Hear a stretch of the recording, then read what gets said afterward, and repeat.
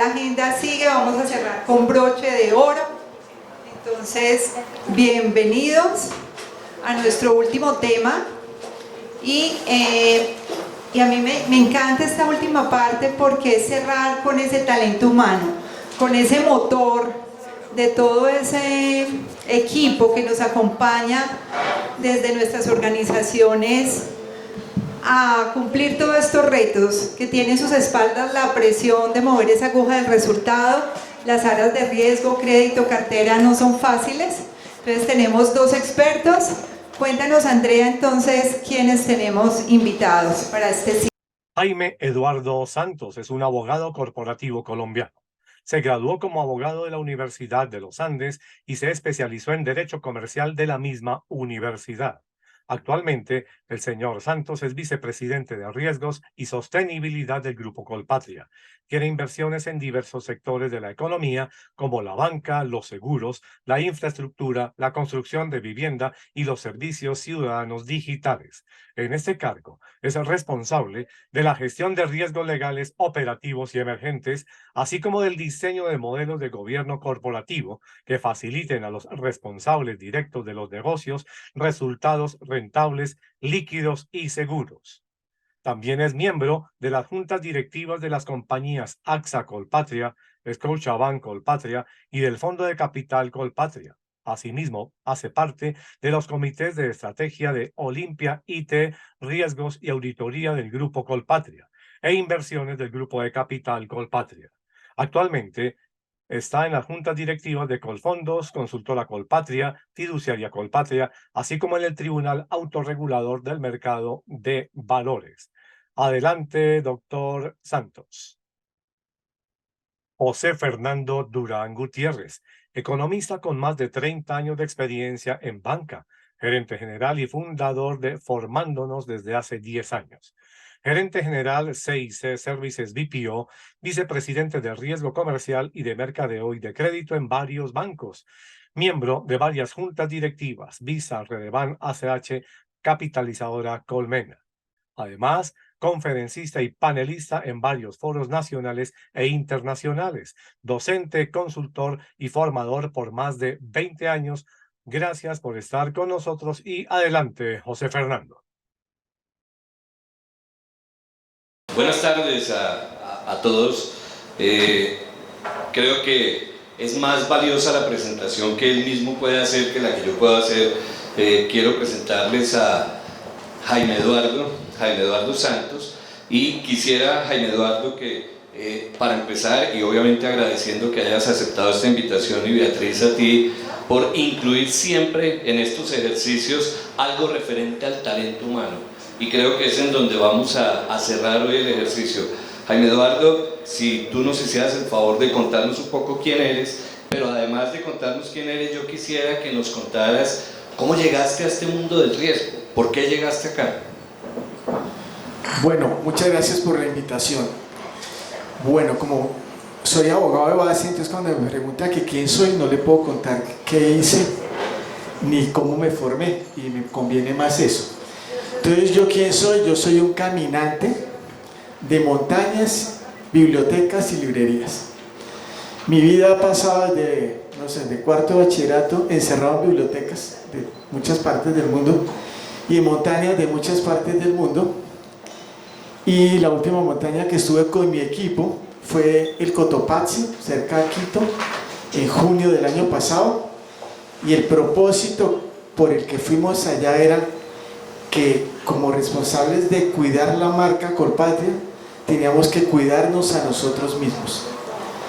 Y para cuidarnos empiezo yo a saber que un abogado se murió solo en la casa, que el otro está yendo al psiquiatra, y empecé, esto todos se están volviendo locos acá, y quizá yo ya esté más loco que ellos. Entonces se me ocurrió decirle, pues vámonos al Cotopaxi. Mi equipo eran 8 personas y nunca ninguno había hecho esa actividad de montaña, y yo sí lo he hecho desde niño. Entonces el propósito, ¿cuál era? Pasar vivos la pandemia, que ninguno de los 8 se fuera a enfermar. Entonces el regalo de Navidad fue una cita en la Fundación Santa Fe Bogotá, todos al deportólogo, le dijeran a cada uno: usted está cojo, el otro está manco, lo que le tuvieran que decir. Y además yo había sufrido un infarto hace 4 años, entonces en teoría yo era el que estaba más mal de todos, y después de los exámenes resultó que el tratamiento me ha salido bueno y estaba mejor que mis colaboradores de 30 años. Entonces eso, soy un caminante de montañas, y al caminar por las montañas fue donde aprendí riesgos. Nunca estudié riesgos en ninguna parte de manera formal, sino que manejé los riesgos con mi propia vida, escalando en altas montañas, caminando por distintas partes del planeta. Entonces uno ahí aprende que hay unas variables que siempre están presentes, y ese es el primer mensaje que les quiero dejar en mi intervención: es que todo tiene 2 condiciones: tiempo y temperatura.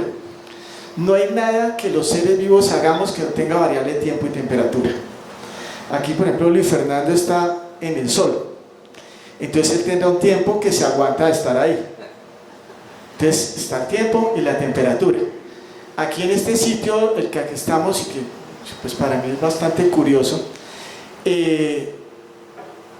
acá seguramente hay un momento de tiempo que uno manda la servilleta, y otro tiempo que se queda esperando o que le contestan, y después puede pasar a alta temperatura, ¿cierto? Entonces todo tiene tiempo y temperatura. Cualquier cosa que me quiera preguntar, les aseguro que se las puedo contestar en esa matriz. Y eso lleva a contestarle que yo me formé fue caminando, cayéndome, mojándome, dando hambre y todo. Entonces uno ya sabe que hay 2 cosas que tiene que tener en cuenta en cualquier tipo de riesgos, sean probabilísticos, que es la especialidad que he escuchado que tienen acá, o no probabilísticos. Hoy en día yo me dedico solo a riesgos probabilísticos, no probabilísticos. Entonces en la nacional, cuando empiezo clase, le digo: todo el que sepa sumar y restar, olvídese de eso. Todo el que sepa estadística, olvídese. Todo el que sepa econometría, olvídese. Aquí vamos a hablar de creencias y de magia, y eso es en la Facultad de Economía de la Nacional, donde por consiguiente la gente queda aterrada y dice: este señor nos trae un profesor loco, que bueno, en Colpatria ya creen que yo también soy loco, entonces no hay problema. Entonces le digo: olvídese todo eso, aquí vale la brujería. Y ustedes muchas veces habrán hecho cosas en cobranzas que dicen: ve, esa persona ya tenía un muñequito o tenía una virgencita, y aquí ya trajeron hasta Buda a la conferencia. O sea, las creencias son bien importantes. Todos los seres humanos tenemos una variable por la cual nos pueden apretar, que se llaman las creencias. Entonces es una manera de gestionar los riesgos. ¿Cómo aprieto o cómo facilito una situación? A través de las creencias de mis colaboradores o de mis deudores, que es lo que ustedes están mirando. Muy bien, muchas gracias. Esta mañana, a propósito de temperatura, escuché una entrevista que le hicieron a una persona en el radio que decía que en las últimas 2 semanas ha ganado más plata que en el resto de su vida, ¿sí? El personaje es un personaje que está parado en una esquina de Barranquilla vendiendo sombra. Les dejo esa oportunidad de negocio, ¿sí? Les dejo, cuando uno queda de último en estas charlas, le pueden pasar 2 cosas. La primera puede ser muy beneficioso porque tiene la frase más importante de todas, que es: afortunadamente ya dijeron todo lo que queríamos decir, ¿sí? En nuestro caso es un poquito distinto, entonces voy a focalizar esta charla con Jaime Eduardo en 3 preguntas muy concretas que tienen que ver con cultura, propósito e innovación, como aquellos temas en que debemos enfocarnos para impulsar a aquellas personas que gestionan el ciclo de riesgo. Jaime Eduardo, durante muchos años usted ha liderado equipos de riesgo y como tal ha sido protagonista de primera línea dentro del desarrollo del ciclo de riesgo de varias compañías. Basado en esa experiencia, ¿cómo percibe usted el desarrollo de una verdadera cultura de riesgo en las empresas y en las personas? ¿Y cuáles aspectos destacaría usted como aquellos puntos en los cuales deben focalizarse los programas de formación de los actores del ciclo de riesgo? Bueno, yo creo que también se reduce a 2 cosas. Aquí todos sepamos quiénes somos y dónde estamos. Solo eso. El problema es que casi nadie sabe quién es ni dónde está. Y volvemos a jugar con tiempo y temperatura. Yo llevo a la clase una imitación de un cerebro humano. Mi clase se hace solo lúdica, entonces llevo películas distintas y llevo un cerebro de estudiante de medicina. Y le entrego a cualquier estudiante, le digo, explíqueme el cerebro. Todos son estudiantes de la Nacional, la mejor o segunda universidad. Yo soy de los Andes, entonces tengo ahí una posibilidad de estar en las dos que se discuten en el primer puesto. Y les entrego el cerebro y nadie me sabe decir nada. Y digo, usted tiene 23 años cargando la cabeza y entre su cabeza tiene un cerebro y no sabe qué carga. Y si hiciera este ejercicio acá seguramente me va a dar un resultado parecido. Bueno, saco a ellos dos porque ya habrán ido a algún tratamiento, entonces ya algún rayo, entonces ya se autoconocieron. Entonces, el primero es el autoconocimiento, y de los expositores que ha habido dos que me llamaron la atención en eso, que el que se llamaba Alejandro de Buda. Porque Buda, yo no sé por qué se llama, puede que sea las siglas de un buró de crédito, pero para mí Buda, uno de los, no sé, 11.000 Budas que hay, es una forma que me está transmitiendo, y cuando él hablaba, cómo se vestía, los zapatos que traía, todo eso, decía, este tipo tiene creencias hacia Oriente, cuando hablaba de cosas. Entonces, tiene un ejercicio de autoconocimiento. Entonces, si uno quiere saber quién es, yo los invito a que hagan ejercicios de autoconocimiento como líderes y que inviten a su gente a que lo haga. Entonces, y el ejercicio mayor de autoconocimiento es aprender a respirar, porque nosotros nacimos, nos procreamos y morimos y no sabemos respirar. Y hay muchas formas, hay mindfulness, hay yoga, qigong, tai chi, bueno, todos los que quieran. Hay alguno en lo que uno tiene que aprender a respirar, y a veces en el lenguaje lo decimos, respiremos un momento, pero no lo estamos haciendo. Y más me imagino en las tensiones que ustedes tienen hoy en día con los cambios regulatorios, de estilo de gobierno, estas cosas. Uno tiene que, lo primero para autoconocerse es aprender a respirar. Y si uno como jefe no puede respirar, no puede comunicar nada. Entonces, bienvenida a esa primera autoconocimiento. ¿Y dónde estoy? Es darme cuenta que yo hago parte de un ecosistema. Hablar de nosotros. De las cosas que me sorprendió cuando estuve en la China, es que yo pedía, ¿usted me puede desarrollar esta tecnología para biometría? Yo soy de una compañía de tecnología, y me decían, la respuesta era siempre, sí, pero deme tiempo, nosotros lo podemos hacer. Y siempre yo decía, pero ellos solo me contestan, sí, deme tiempo y nosotros lo podemos hacer. Yo voy a España, a los Estados Unidos, a hacer la misma vuelta, y todo el mundo es un berraco. Y yo lo hago, y yo lo puedo hacer, y todos hablan de yo, y los chinos hablan de nosotros. Vengo siguiendo la China hace unos 10 años y creo que por eso ya estaban liderando el mundo. En mi oficina tengo un aviso que se llama Nosotros.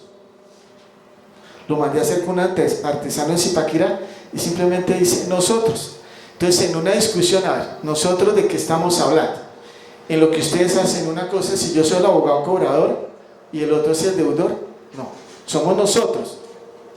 Y aquí voy a cambiar de pronto el orden de algo, una remisión a un premio Nobel de Economía del 2019 que se llama Michael Kremer. Él habla en su texto que lo llevó al Nobel a decir que teníamos que cerrar la brecha de la desigualdad colocando puentes.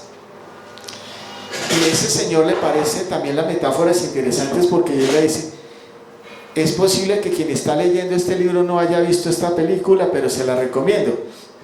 Y la película se llama El Gran Escape.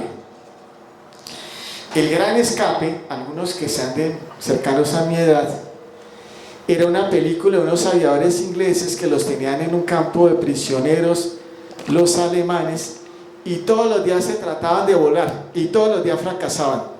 Estaba Marlon Brando y bueno, esos actores antiguos, y todos los días se trataban de volar y nada, hasta que un día se lograron volar unos. Entonces toda la narrativa es cómo esos se volaron y lograron su libertad. Y este Nobel dice, ¿y qué pasó con los que se quedaron?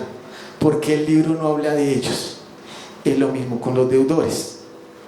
Una cosa es la vaquita lechera que en todos los bancos tenemos, y otra cosa el que se queda, o que fue vaquita lechera y se quedó. Entonces es tejer no, pero bueno, serviría también. Construir puentes. El mensaje de ese Nobel es, digo, este se ganó Nobel por decir eso, pero bueno, pues chévere que se lo haya. Es, uno tiene, los que vamos adelante, logramos hacer cosas, tenemos la obligación de construir puentes para que otros que tengan menos fortalezas puedan pasar. Entonces cuando yo estoy escalando en una montaña, yo nunca soy el primero, yo siempre soy el segundo, en todas partes, pero el primero siempre logra hacer unas cosas en un tiempo menor que uno, e incluso le puede generar un puentecito artificial para que uno le quede más fácil pasar una grieta. Entonces para mí era fácil, es lo mismo que la escalada.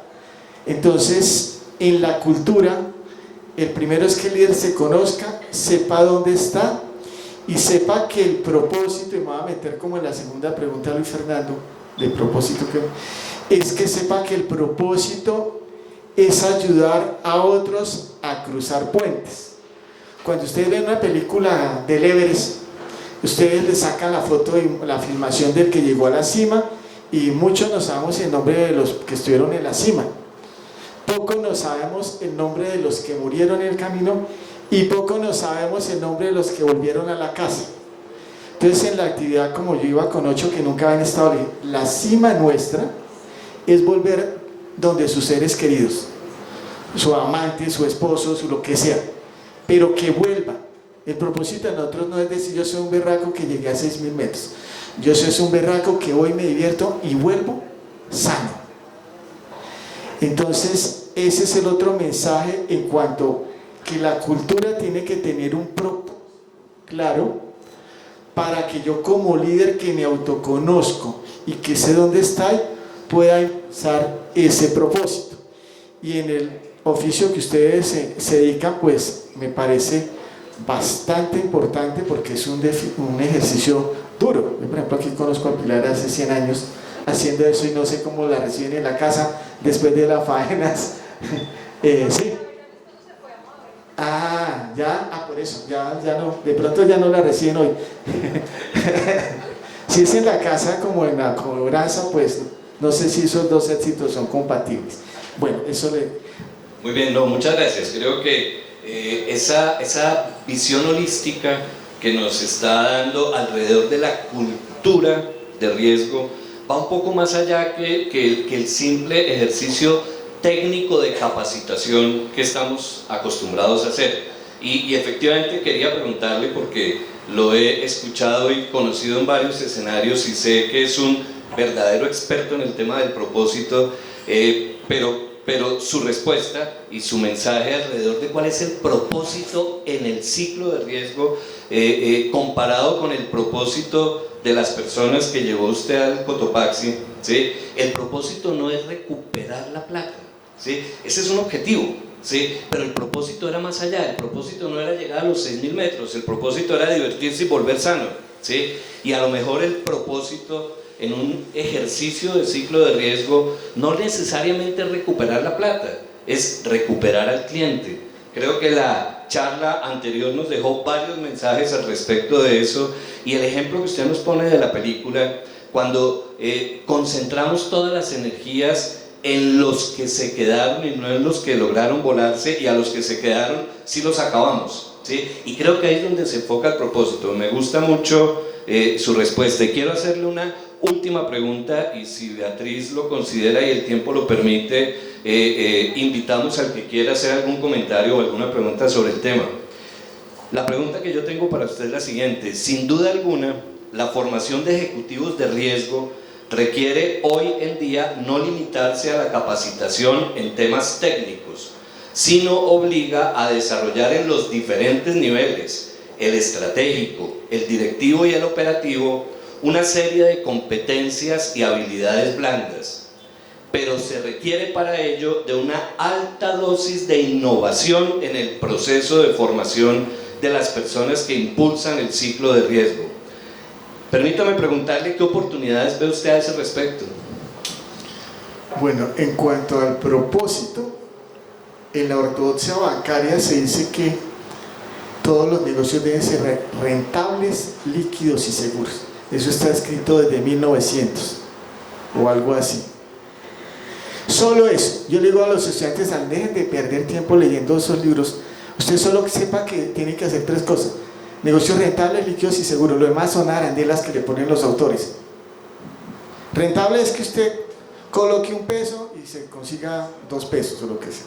Líquido, que usted calcula que se lo van a volver en 1 año y se lo vuelvan en 1 año. Y seguro, que las garantías le funcionen, temas de los cuales han hablado acá. Entonces uno le puede meter todas las sofisticaciones que quiera eso. Pero hoy en día he cambiado la palabra seguro por sostenible. Sostenible en el sentido que ese cliente pueda volver a empezar el mismo ciclo del que han hablado acá y del que ustedes hablan todo el tiempo. Entonces, quienes originan pues buscan la rentabilidad, la liquidez, pero en ustedes está que sea sostenible. Sostenible es que eso pueda seguir funcionando a eternidad, buscando o tendiendo los puentes que ya mencioné para que la gente regrese.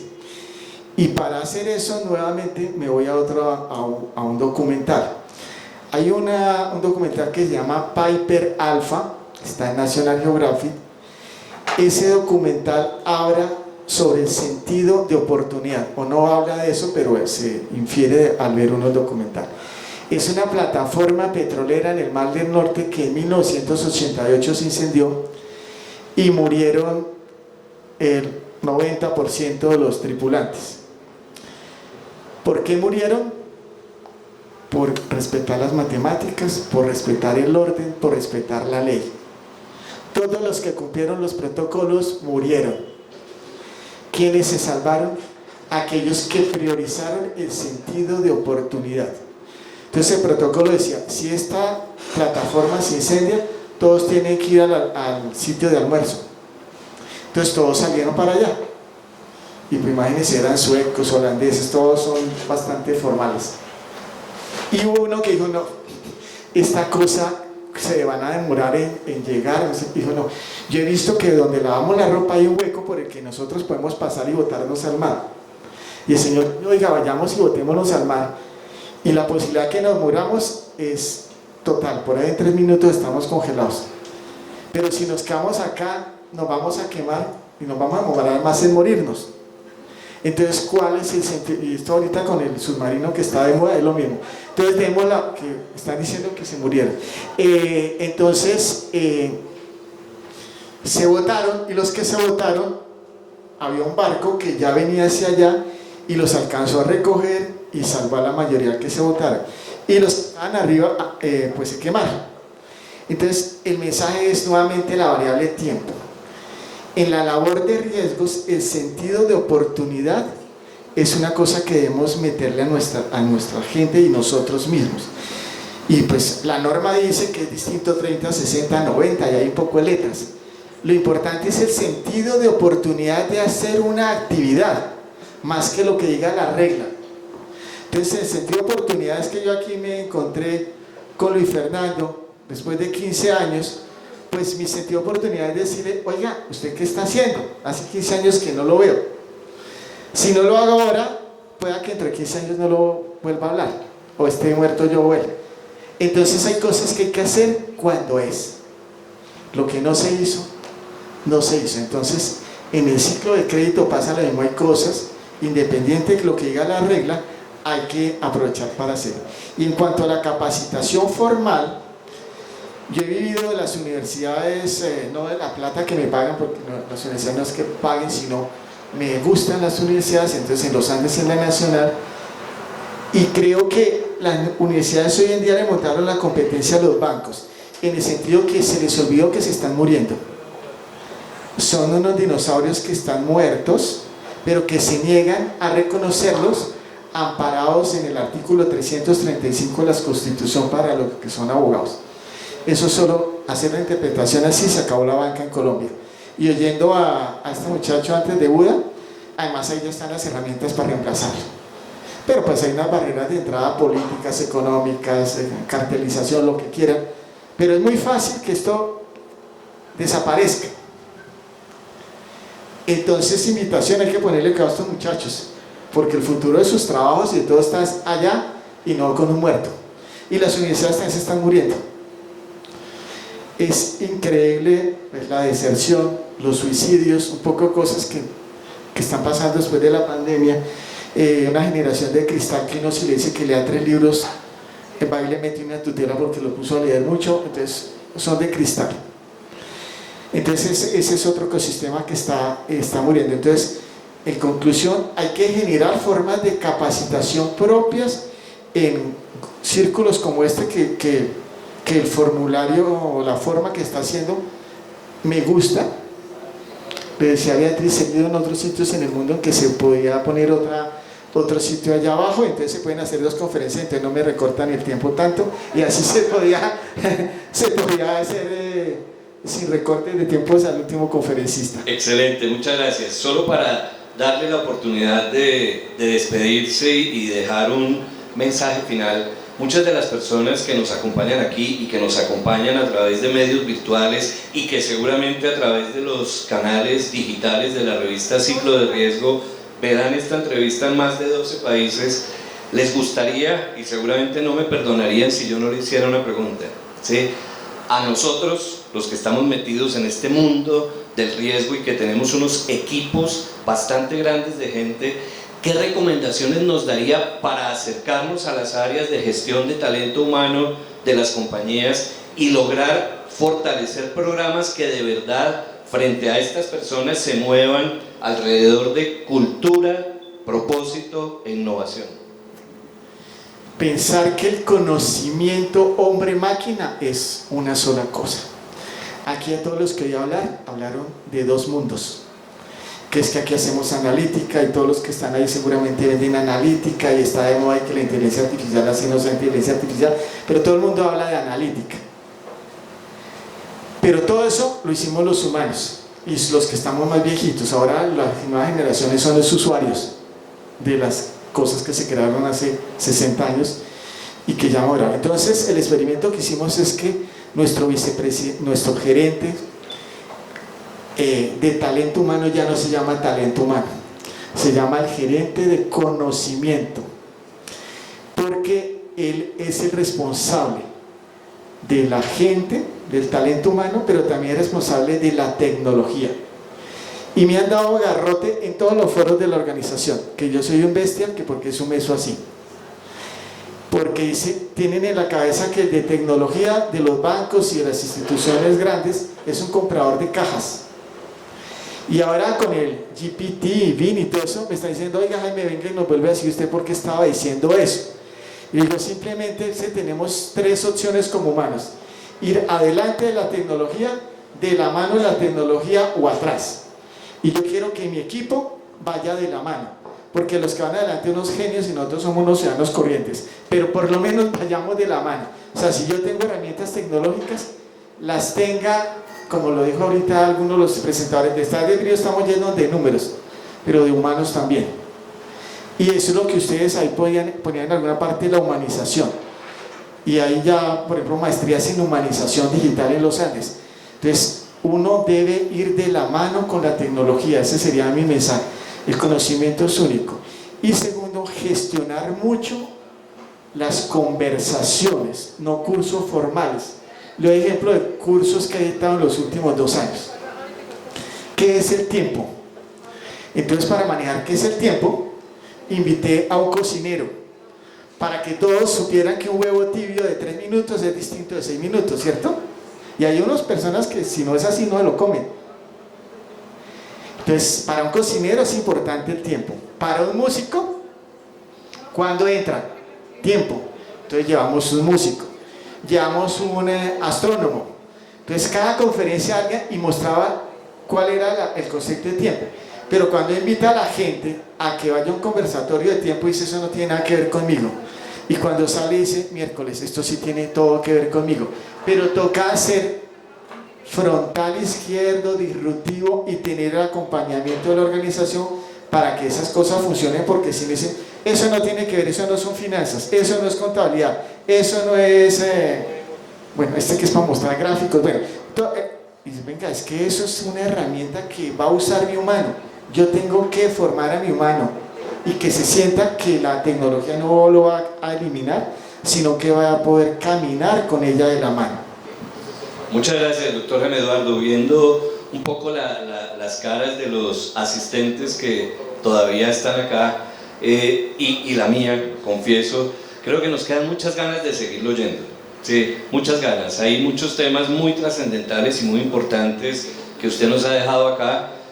Ojalá tengamos, Beatriz, oportunidad de invitar al doctor Jaime Eduardo a otro foro de los varios que organiza la revista con un tiempo más amplio y estoy seguro que podremos disfrutar mucho de esa trayectoria, ese conocimiento, pero sobre todo en ese, voy a utilizar una palabra suya, no es mía, en ese híbrido que tiene en su mente entre una persona técnica y una persona formada frente al talento humano, formada alrededor de experiencias de vida, y creo que esa fusión nos va a ayudar mucho en otra oportunidad. Nuevamente, 1.000.000 de gracias por acompañarnos. Beatriz, gracias a ti, y no sé si tienes tiempo para que alguien haga alguna pregunta o está ya full.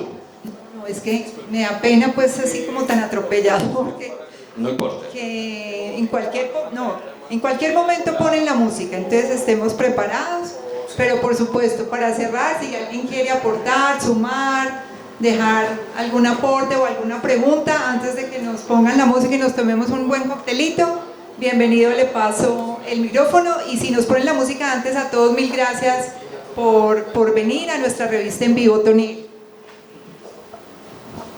Gracias, doctor. ¿Cómo hacemos para que todo esto que se aprende, se conoce y lo adquieren los que dirigen los equipos de trabajo, realmente se traduzca en una interacción, o se vea cuando uno lo llama el cobrador? Porque es que las entidades, los equipos, todos aprendemos de esto, pero el que tiene la relación directa con esa otra persona es el cobrador, que contratamos y dura 3 o 4 meses de pronto y sale y se va y llega otro, y todo eso queda allí en los documentos, en los manuales, pero en la interacción del día a día, en el momento de verdad, el cobrador lo desdibuja. Pues yo soy de los que no estoy de acuerdo con tener manuales ni guías, solo unas políticas muy claras, por decir trabajo honesto y no más, no hay ningún otro escrito. Pero tengo, la holding con la que yo trabajo, tengo inversiones en que me mandan 700 hojas cada semana con una nueva política. Y me toca ver eso y digo, nadie entiende lo que está diciendo ahí. Y en el momento, vean Paper Alpha, esos se quemaron porque el manual decía que los repuestos tenían que estar en la caja A y las instrucciones en la caja B. Y en el momento de la presión, en la caja A no estaba el repuesto y en la caja B no decía qué hacer con el repuesto. O sea, el orden lo llevó al problema. Entonces, no soy amigo de eso. Yo soy amigo de los seres vivos y utilizo 2 metáforas para darle su respuesta. Uno puede manejar su compañía como un árbol en que cada una de las hojas es una célula y el árbol se alimenta desde las raíces.